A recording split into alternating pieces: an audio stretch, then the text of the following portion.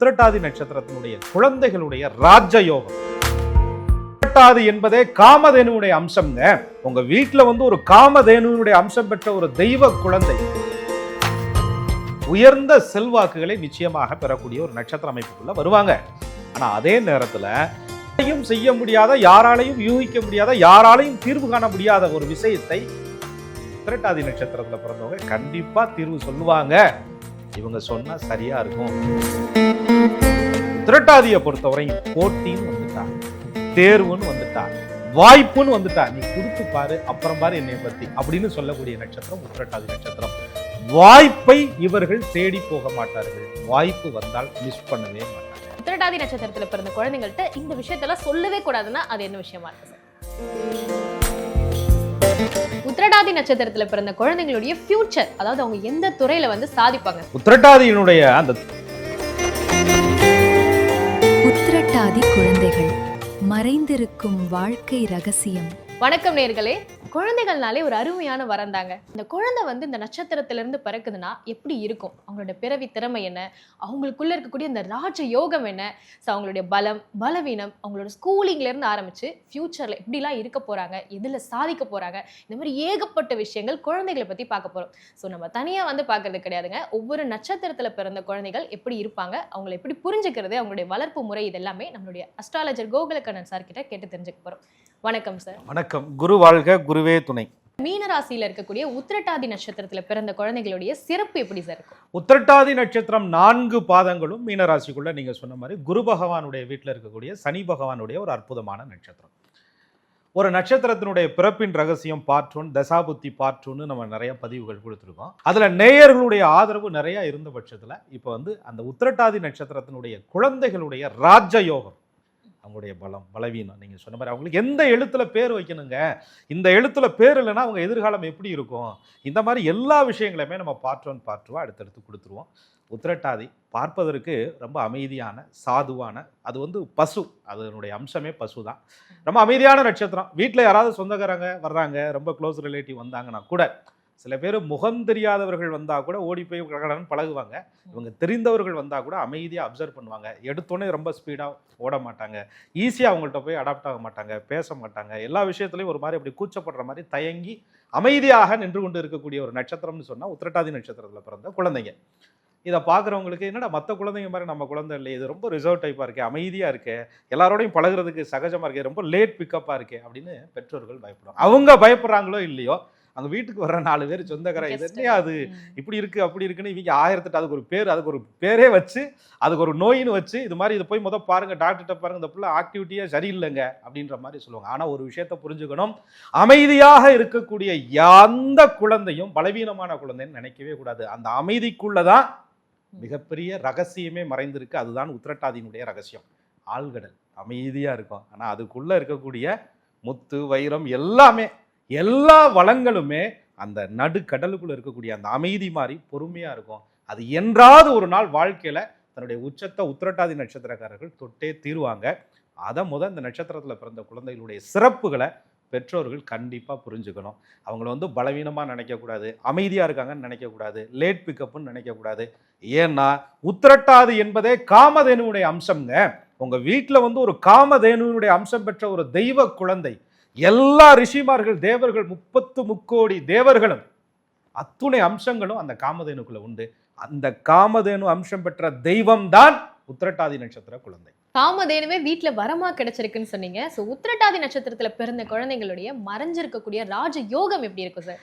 ராஜயோகம் அப்படின்னு சொன்னோடனே நம்ம நினைவுக்கு வருவது காசு, பணம், செல்வம், செல்வாக்கு, இதெல்லாம் சொல்லுவாங்க. அதெல்லாம் ஒரு பக்கம் இருக்கட்டும். ஏன்னா காமதேனுடைய அம்சம் பெறும்போது அந்த குழந்தை வளர வளர சனி பகவானுடைய திசையில பிறந்து புதன், கேது, அந்த சுக்கிரன்லாம் வரும்போது நல்ல ஒரு மகாலட்சுமியான, அது ஆணாக இருந்தாலும் பெண்ணாக இருந்தாலும் உயர்ந்த செல்வாக்குகளை நிச்சயமாக பெறக்கூடிய ஒரு நட்சத்திர அமைப்புக்குள்ள வருவாங்க. ஆனா அதே நேரத்துல இவங்க வார்த்தைக்கு ஒரு மதிப்பு கிடைக்கும். இவங்க சொன்னா சரியா இருக்கும். நண்பர்கள் மத்தியில, உறவுகள் மத்தியில, ஒரு சபையில, ஒரு பொது இடத்துல, குருவோட வீட்டில் இருக்கக்கூடிய நட்சத்திரம் குருவினுடைய ராசி என்று சொல்லக்கூடிய மீன ராசி. அதனால இவங்களுக்கு செல்வாக்கை விட சொல்வாக்கு அதிகமா இருக்கும். இவங்க சொன்னா சரியா இருக்கும்யா, இவங்க பேசுனா கரெக்டா இருக்கும்யா, இவங்களுக்கு ஒரு மதிப்பு இருக்கும்யா. யாராலையும் செய்ய முடியாத, யாராலையும் யூகிக்க முடியாத, யாராலையும் தீர்வு காண முடியாத ஒரு விஷயத்தை உத்திரட்டாதி நட்சத்திரத்துல பிறந்தவங்க கண்டிப்பா தீர்வு சொல்லுவாங்க. இவங்க சொன்னால் சரியாக இருக்கும் அப்படிங்கிற ஒரு நம்பிக்கையை வெகுஜனங்கள்கிட்ட பொதுமக்கள்கிட்ட பெறுவதே பெரிய ராஜயோகம் தான். அப்படிப்பட்ட ராஜயோகத்திற்கு சொந்தக்காரர்கள் உத்திரட்டாதி நட்சத்திரத்தில் பிறந்தவர்கள். சரிங்க சார், அந்த குழந்தைங்களுடைய யோகம் எல்லாமே நம்ம பார்த்தோம். ஸோ சின்ன வயசுலயே அவங்கள்ட்ட இந்த ஸ்கில்லெல்லாம் இருக்கு அப்படின்றத நம்ம உத்திரட்டாதி நட்சத்திரத்தில் பிறந்த குழந்தைங்களோட ஸ்கில்ஸை நம்ம எப்படி கண்டுபிடிக்கிறது? ஸ்கில் அப்படின்னு சொன்னாங்க, இந்த நட்சத்திரம் வந்து ரொம்ப அமைதியாக பொறுப்பாக இருக்கக்கூடிய ஒரு நட்சத்திரம். 4 பேர் ஒரு பொது இடத்துல படிக்கும்போதே ஸ்கூல்லேயே சின்ன பிள்ளைகளே பார்த்தீங்கன்னா கூட பிறந்தவங்க வச்சவங்க சண்டை போட்டுட்டு இருந்தால் கூட இவங்க போய் ஈக்குவலாக சண்டை போட மாட்டாங்க. அந்த இடத்துல அமைதியாக நின்று யோசிச்சுக்கிட்டே இருப்பாங்க. ஒரு முடிவை வந்து அவசரத்தில் எடுக்கவே மாட்டாங்க. ரொம்ப நிதானமாக மெதுவாக எடுக்கக்கூடிய ஒரு தன்மை சின்ன வயசுலேயே உங்கள்கிட்ட இருக்கும். பார்க்குறவங்க என்ன சொல்லுவாங்கன்னா, தைரியம் பத்தலை, போல்டா இல்லை, அவங்களாம் வந்து அப்படி பேசுகிறாங்க, அவங்களாம் அப்படி நடந்துக்கிறாங்க, இது என்னமோ சைலண்ட்டாக போய் நின்றுக்கிட்டு இருக்கு அப்படின்னு நினைப்பாங்க. தைரியம் பத்தாமல் உத்திரட்டாதி நட்சத்திரக்காரர்கள் அமைதி பார்ப்பது கிடையாது. ஆலோசித்து முடிவெடுக்கக்கூடிய திறமை அவங்கள்ட்ட அப்பயே இருக்குன்னு அர்த்தம். ஒரு இடத்த வந்து ஜட்ஜ்மெண்ட் பண்ணி இது ஆகும், ஆகாது, செய்யலாம், செய்யக்கூடாது, இந்த இடத்துல போகலாம், போகக்கூடாது, வரும், வராதுங்கிற யூகிக்கக்கூடிய ஒரு சக்தி இருக்குன்னு சொன்னா அது உத்திரட்டாதி நட்சத்திரக்காரர்களுக்கு இருக்கு. அது சின்ன வயசுலயே வெளிப்படும். அமைதியா இருந்து வாட்ச் பண்ணும்போதே அவங்கள்ட்ட ஒரு பெரிய திறமை இருக்குங்கிறத பெற்றோர்கள் புரிஞ்சுக்கணும். உத்திரட்டாதி நட்சத்திரத்தில் பிறந்த குழந்தைகளுக்கு அந்த சின்ன வயசுலயே நீங்க சொன்ன மாதிரி இந்த யோசிக்கிற திறமை இருக்கிறனால அந்த ஒரு அப்சர்வேஷன் மூலமா அவங்க டிசிஷன் மேக்கிங் அங்கிருந்தே அப்படி ஸ்டார்ட் பண்றாங்கன்னு சொல்ல வரீங்க. Super sir. ஸோ அதுக்கப்புறம் அவங்களுடைய ஸ்கூலிங்னு ஒன்று இருக்கு. ஸோ குழந்தை வந்து பிறந்திருக்கு, அதோடைய யோகம் திறமை எல்லாமே பார்த்தோம். ஸ்கூலிங்க்கு மூவ் பண்றாங்கன்னா அவங்க டீச்சர்ஸ் கிட்ட எப்படி இருப்பாங்க, இல்லை ஸ்கூல்ல எப்படி பெர்ஃபார்ம் பண்ணுவாங்க? நம்ம ஊர்ல ஒரு விஷயம் இருக்குங்க, எந்த இடத்துலையும் எனக்கு தெரியும் முந்திரி கொட்ட மாதிரி முந்துறவங்க, நான் சொல்கிறேன்னு சொல்கிறவங்க, கைது ஊக்குறவங்க, எல்லாம் தெரிஞ்ச மாதிரி ஆக்டிங் பண்ணுறவங்க, சத்தமாக பேசுகிறவங்க, போல்ட்டாக உட்காந்துருக்கிறவங்க, முன் வரிசையில் இடம் பிடிச்சி உட்காந்துருக்கிறவங்க, துருதுருன்னு இருக்கிறவங்க, ஆக்டிவாக இருக்கிறவங்க அறிவாளின்னு நினைக்கிற தன்மை உண்டு. ஆனால் உத்திரட்டாதி நட்சத்திரக்காரவங்க ஸ்கூல் படிக்கும்போது கூட அமைதியாக அப்படியே பொறுப்பாக அமைதியாக உட்காந்துருப்பாங்க. வாத்தியார்களே ரொம்ப நேரத்தில் இவங்களை மிஸ் பண்ணியிருப்பாங்க.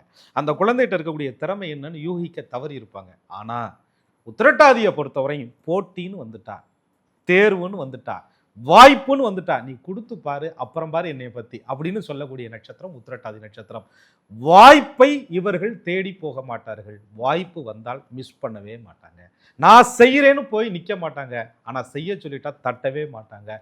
இவங்களுடைய திறமைய இவங்க எப்பொழுதுமே வெளிப்படுத்தாதது தான் இவங்களுடைய மிகப்பெரிய ஒரு குற்றமா கூட இருக்கும். அது பலவீனமாக கூட பின்னால மாறும். ஆனால் வாய்ப்புகள் வரும்பொழுது, சூழ்நிலைகள் வரும்போது உத்திரட்டாதி தன்னை நிரூபித்தே தீரும். ஒரு குழந்தை வந்து ஸ்கூல்ல தான் சார் மோஸ்ட்லி அதிகமா வந்து ஸ்பெண்ட் பண்ணுவாங்க. ஏன்னா மீதி நேரம் வந்து வீட்டில் இருந்தாலுமே ஸ்கூல்ல டீச்சர்ஸே புரிஞ்சுக்கிறதுக்கு கொஞ்சம் லேட் ஆகும்போது அப்போ பெற்றோர்கள் வந்து அவங்கள்ட்ட எந்தெந்த விஷயத்த மிஸ் பண்ணுவாங்க? இப்போ உத்திரட்டாதி நட்சத்திரத்தில் பிறந்த குழந்தைங்கள்ட்ட பெற்றோர்கள் பழகும்போது இந்தந்த விஷயம்லாம் வந்து மிஸ் பண்ணுவாங்கன்னா எதை சொல்லலாம்? மிஸ் பண்ணுறது மட்டும் கிடையாது, பெரிய தப்பே பண்ணுவாங்க.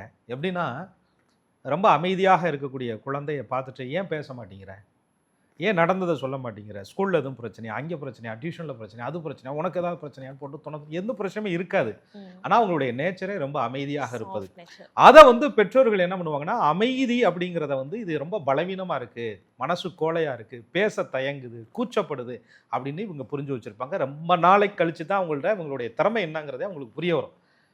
பொதுவாக ஒன்று சொல்லுவாங்க, உத்திரட்டாதி நட்சத்திரம் மீன ராசி. மீன் அப்படின்ற ஒரு அற்புதமான அம்சம். அது வந்து கடலுக்குள்ளே தான் அதனுடைய திறமைகள், அதனுடைய எல்லாமே இருக்குமே தவிர அதை கொண்டு போய் மரம் ஏறுன்னு சொன்னால் ஏறுமா?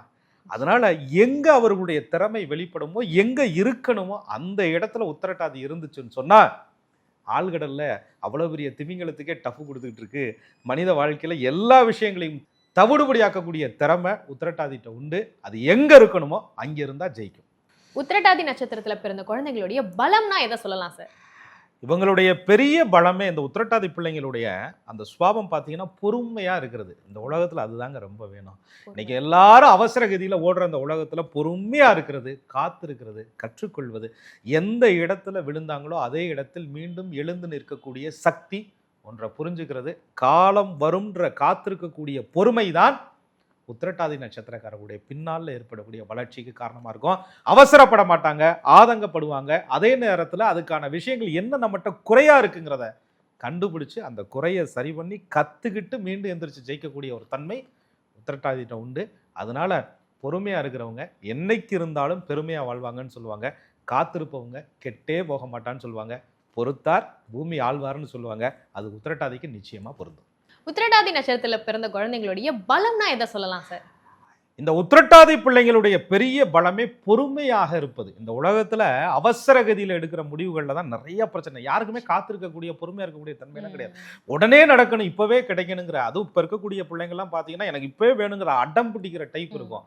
ஆனா உத்திரட்டாதியை பொறுத்தவரையும் பொறுமையாக இருப்பார்கள். அந்த ஸ்கில்லு தாங்க, அந்த திறமை தாங்க, அந்த பலம் தாங்க பின்னால இவர்களை மிகப்பெரிய ஆளாக உத்திரட்டாதி நட்சத்திரக்காரர்களை கொண்டு வந்து சேர்க்க தெரியும், சேர்க்கும். அந்த காலம் வந்து இவர்களை கரெக்டா காத்திருந்தவங்களுக்கு மிகப்பெரிய வெகுமதியை காலம் வந்து கண்டிப்பா கொடுக்கும். பொறுத்தார் பூமி ஆழ்வார்னு சொல்லுவாங்கல்ல, அது உத்திரட்டாதி நட்சத்திரக்காரர்களுக்கு 100% பொருந்தும். உத்திரட்டாதி நட்சத்திரக்காரர்களுக்கு கற்றுக்கொள்ள தெரியும், காத்திருக்க தெரியும், தோத்தாலும் மீண்டும் எந்திரிக்கக்கூடிய வழி இவர்களுக்கு கண்டிப்பாக தெரியும். ஸோ உத்திரட்டாதி நட்சத்திரத்துல பிறந்த குழந்தைகளுடைய பலம் என்னன்றதை நம்ம அழகா பார்த்தோம் சார். பொறுமை தான் அப்படின்றது. எல்லா குழந்தைகளுக்குமே அந்த உடைஞ்சு போறக்கூடிய அந்த ஒரு பாயிண்ட், பிரேக்கிங் பாயிண்ட் இருக்கும். ஸோ உத்திரட்டாதி நட்சத்திரத்துல பிறந்த குழந்தைகளுடைய பலவீனம்னா நம்ம எதை சொல்லலாம்? பலவீனம்னா எல்லா விஷயத்தையும் மனசு விட்டு சொல்லவே மாட்டாங்க. எவ்வளோ பெரிய கவலைப்பட்டிருந்தாலும், எவ்வளோ பெரிய பிரச்சனையாக இருந்தாலும் மனசுக்குள்ளேயே வச்சுக்கிட்டு அதை ஒரு கவலையை மனசுக்குள்ளேயே வச்சுக்கிட்டே இருப்பான். ஆனால் பார்க்குறதுக்கு வெளியில் சிரிச்சுக்கிட்டு சகஜமாக பேசுகிற மாதிரி அந்த ஆக்டிவிட்டீஸில் கண்டுபிடிக்கிற முடியாது. மேக்ஸிமம் ரொம்ப க்ளோஸாக இருக்கிறவங்களுக்கு தெரியும், மற்றபடி தெரியாது. அது சிரிச்சுக்கிட்டே கடந்து போவாங்க. ஆனால் மிகப்பெரிய ஒரு கவலையை சின்ன வயசுலேயே சுமந்துக்கிட்டே இருப்பாங்க. ஏதோ அந்த இடத்துல அவங்க டிஸ்டர்ப் ஆகிட்டே தான் இருப்பாங்க. அதுலேயும் இந்த 7.5 சனி அஷ்டம சனி நடக்கிற காலங்களெல்லாம் உத்திரட்டாதி ரொம்ப கஷ்டப்படுவாங்க. அந்த நேரத்தில் பெற்றோர்கள் மிக மிக கவனமாக அந்த குழந்தைய கையாளணும். கவனமா கையாளணும்னு சொல்லியிருக்கீங்க. அப்ப பெற்றோர்கள் எந்த விஷயத்துல எந்தெந்த விஷயத்துல உங்களை நோட் பண்ணி கவனமா பார்க்கணும்? உடனே சொல்லு அப்படின்னு சொல்ற மாதிரி அவங்கள போட்டு டார்ச்சர் பண்ணக்கூடாது, அட்வைஸ் பண்ணி கொள்ளக்கூடாது, அறிவுரை சொல்லக்கூடாது. ஒரே ஒரு விஷயம், பொறுமையாக கேட்கணும். உனக்கு என்னப்பா பிரச்சனை, ஏன் அப்படி இருக்க, ஏன் சைலண்டா இருக்க, ஏன் அமைதியா இருக்க அப்படின்னு கொஞ்சம் ஸ்பேஸ் கொடுக்கணும் அவங்களுக்கு. உத்திரட்டாதி நட்சத்திரக்காரர்களுக்கு அந்த சின்ன வயசுலேயே ஒரு அன்பு தேவைப்படுது, மனம் விட்டு பேசக்கூடிய ஒரு உறவு தேவைப்படுது, நல்ல மனம் கொண்ட மனிதம் தேவைப்படுது. அந்த மனிதர் யாராக வேணாலும் இருக்கலாம். அப்பாவா இருக்கலாம், அம்மாவா இருக்கலாம், மாமாவா இருக்கலாம், அண்ணனா இருக்கலாம், தம்பியா இருக்கலாம், நண்பனாக இருக்கலாம், ஆசிரியராக இருக்கலாம். அந்த மனசிட்ட கொஞ்ச நேரம் மனம் விட்டு பேசக்கூடிய தன்மையை உத்திரட்டாதிக்கு கொடுக்கணும். நீங்க பேசணும். அப்பாவை ரொம்ப பிடிக்குதுன்னா அப்பா டைம் கொடுக்கணும், பிஸியா இருக்கக்கூடாது. அம்மாவை ரொம்ப பிடிக்குதுன்னா அமைதியா பேசணும், ரொம்ப ஆர்ப்பாட்டம் பண்ணக்கூடாது. தம்பியை ரொம்ப பிடிக்குதுன்னா அவனை மட்டும் கொஞ்சம் கூடாது, அவனோட பேசுறதுக்கு விளையாடுறதுக்கு டைம் கொடுக்கணும். உத்திரட்டாதி நட்சத்திரக்காரர்கள் பலவீனம் அடைவது அன்பு இல்லாத காரணத்தினால்தான், நல்ல மனம் இல்லாத மனிதர்கள் இல்லாத காரணத்தினால்தான். நல்ல மனம் கொண்ட மனிதர்கள் இருந்தால் உத்திரட்டாதி மீன் போல் துள்ளி குதித்து சிறகடித்து தன் வாழ்க்கை உச்சத்தை கண்டிப்பாக தொடும். அவர்களுக்கு தேவை நல்ல இதயம்தான். அந்த இதயம் கிடைச்சிட்டா பலவீனமாகுது, அதுவே இவர்களுடைய பலமாக. உத்திரட்டாதி நட்சத்திரத்துல பிறந்த குழந்தைங்களுடைய ஃபியூச்சர், அதாவது அவங்க எந்த துறையில வந்து சாதிப்பாங்க சார்? உத்திரட்டாதியினுடைய அந்த திறமையை நீங்க பார்த்தீங்கன்னா ரொம்ப ஆழமா யோசிப்பாங்க. ஒரு திட்டம், ஒரு பிளான் வந்து ரொம்ப சரியா பண்ணுவாங்க. அதே மாதிரி ஒரு பொறுப்பை எடுத்துக்கிட்டாங்க, ஒரு வேலையை எடுத்துக்கிட்டாங்கன்னு சொன்னா டெடிகேட்டா முழுசா அர்ப்பணித்து அந்த வேலையை முடிக்கும் வரை எல்லாரை விட சிறப்பாக செய்கிறது எப்படின்னு யோசிச்சு அதை ரொம்ப துல்லியமாக செய்து முடிக்கக்கூடிய ஒரு தன்மை இருக்குது. எங்கெல்லாம் பொறுப்பும் நிர்வாகமும் சரியாக நடக்கணுமோ அந்த இடத்துல உத்திரட்டாதி கண்டிப்பாக இருக்கணும். அப்போ தான் அந்த இடம் சரியாக இருக்கும். ஸோ அப்போ இவங்க கிட்ட அந்த ஒரு பிளான் இருக்கும், அதுக்கப்புறம் அழகாக ஆர்கனைஸ் பண்ணி எக்ஸிக்யூட்டிவ் பண்ணி முடிப்பாங்கன்னு சொல்ல வரீங்க? ஆமாம், நிதி மேலாண்மை, சட்டம், அதே மாதிரி ஒரு நிர்வாகத்திறன், எஜுகேஷன் துறை, ஆராய்ச்சி துறை, இதில் எல்லாத்துலேயும் நீங்கள் பார்த்தீங்கன்னு சொன்னால் பொறுப்பாக செய்யக்கூடிய அத்தனை துறைகள்லையுமே உத்திரட்டாதி நட்சத்திரக்காரர்கள் நிச்சயமாக சாதிப்பாங்க.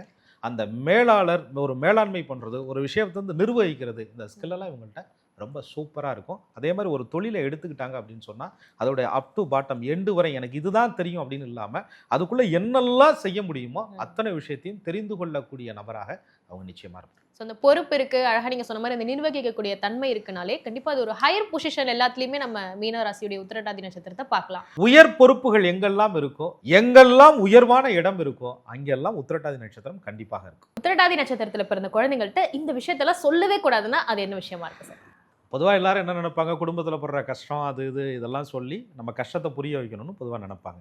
அல்லது தன்னுடைய அந்த பாரம்பரியம், குலப்பெருமை இதெல்லாம் சொல்லணும்னு நினைப்பாங்க. ஆனால் இதெல்லாம் ஒரு பக்கம், அது உத்திரட்டாதியை அப்சர்வ் பண்ணிக்கிடுவாங்க. ஆனால் உத்திரட்டாதியினுடைய வாழ்க்கையில் ஒரு விஷயம் பாதிக்குதுன்னு சொன்னால் அது பெற்றோர்களை உன்னால் முடியாது அந்த வார்த்தையை சொல்லவே கூடாது. அதற்கு பதிலாக நான் உன்னை நம்புகிறேன் அதை மட்டும் சொல்லி பாருங்க. நான் உன்னை நம்புகிறேன். இது உத்திரட்டாதியினுடைய வாழ்க்கையில் வாழ்க்கை முழுதும் இருக்கக்கூடிய ஒரு திருமந்திரம்னே சொல்லலாம். அவங்கள நீங்கள் நம்புறேன்னு சொல்ல உங்கள் நம்பிக்கையை அவங்க காப்பாற்றுறதுக்கு முயற்சி பண்ணிக்கிட்டே இருப்பாங்க. அமைதியாக இருக்குன்னு நினைக்காதீங்க. ஆழ்கடலுக்குள்ளே தான் காமதேனுவே இருக்குது. அப்படிப்பட்ட காமதேனு தான் உங்களுக்கு வந்து பிறந்திருக்கு. அதனுடைய எல்லா நலன்களுமே உங்கள் வளர்ப்பில் தான் இருக்குது. அதற்கு சரியான முறையில் கரெக்டாக நட்சத்திர நாம எழுத்துக்களில் பெயரை அமைச்சு, அது கூட்டுத்தொகை எண்ணில் உடல் எண், உயிர் எண், விதி எண்ணெல்லாம் சரியாக அமைந்து, அது எந்த நட்சத்திர நாளில் பேர் வைக்கணும், அதற்கு சாதகதாரை நட்சத்திரம் என்ன, சம்பத்து என்னங்கிறத அறிந்து, அந்த நட்சத்திரத்தில் பிறந்த குழந்தைக்கு என்ன உடை உடுத்தணும்னு சொல்லுவாங்கல்ல. இன்னாரு சேனை தொட்டு வச்சாங்க, அந்த குழந்தை இப்படி இருக்கியான்னு சொல்லுவாங்கல்ல.